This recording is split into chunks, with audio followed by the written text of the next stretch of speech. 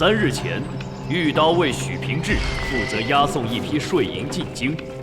辰时1刻，队伍行至广南街时，刚过桥，忽然掀起一阵怪风，马匹受惊，冲入街边的河里。河起，震耳欲聋的爆炸声传来，河水炸起6丈高，逐浪滔天。士卒跃入河中寻找白银，却只找回了1250两白银，其余的白银一而飞。苦是妖物作案。那我就毫无办法了呀。真的是妖物所为吗？不是妖物，那妖风怎么来？银子怎么就凭空消失？怎么会炸起数丈高的水？但是，妖物劫走税银的原因是什么？说到妖物，明明是人肉更好吃，没有银子做什么？肉。等会儿，我先吃完包子。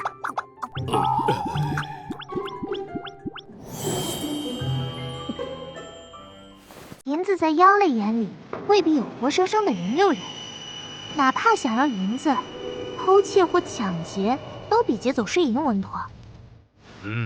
言之有理，不排除是受人指使。那谁会指使妖类窃取税银？理由是什么？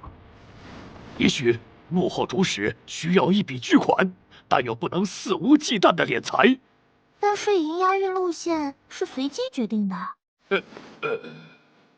而妖物却能提前在河中埋伏，押运队伍中极有可能有内应。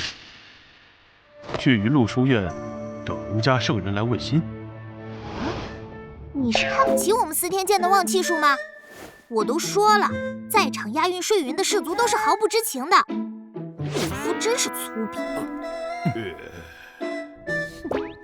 日落前我得甩开这破差事，进宫找长公主。厨子的手艺当世一流。李大人，不如去请教魏公。你们文官有京察，我们打更人亦有，这便是魏公给我的考核。可现在朝野上下都在看着我们呢。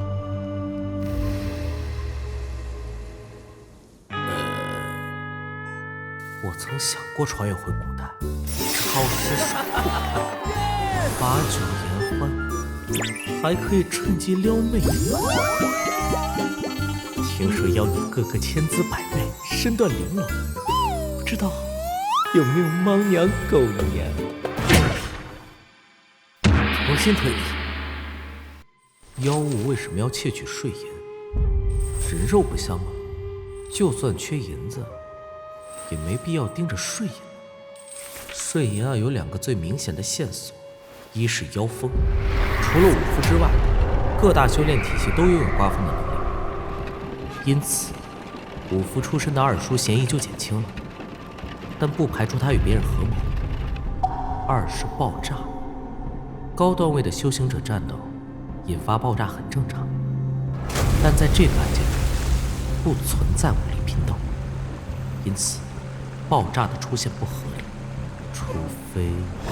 不对，我跟京兆府犯了同样的错误。换个思路，假设这是一场精心策划的人为事件，也许破绽不在最显眼的2个线索里，而是在这些形形色色的痕迹上。来人呐！来人呐！快来人呐！吵吵嚷嚷的，嫌命长是吧？告诉你们府尹，我有税银案的重要线索。我亲自去求魏公。李大人，把卷宗给我，我与你一起去。有我们大奉的大国手出马，你俩就不用被陛下问责了。但是在魏公心里减分，可比被陛下问责要严重多了呀。府尹大人，据狱卒禀报，许平志侄儿许七安说有税银案的重要线索，什么？把人提过来！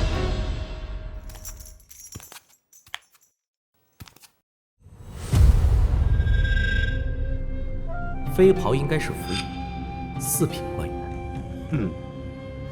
这位胸口绣银罗的大叔，塔冈人族似的。哎呦我去！这姑娘好颜值，不知道嫁人没？哦，自古豪杰爱高山，未闻骏马踏平川。这一马平川的身材，真是板上钉钉啊！见过大人。许其安，3日前下狱的时候，你可没说自己有重要线索，你可知隐瞒不报的后果？暗夜会古代上装逼的妖媚，谁知努力做呼啸的流放，水银不见了，药物来背锅，大风真奇妙，怒到有分多少嘲笑，笑看九州市，推理我最强，线下世界心照样能破案。警察穿越猫蛛丝马迹寻，没有完美罪，除非是天意。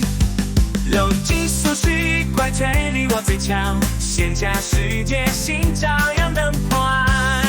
警察穿越猫蛛丝马迹寻，没有完美罪，除非是天意。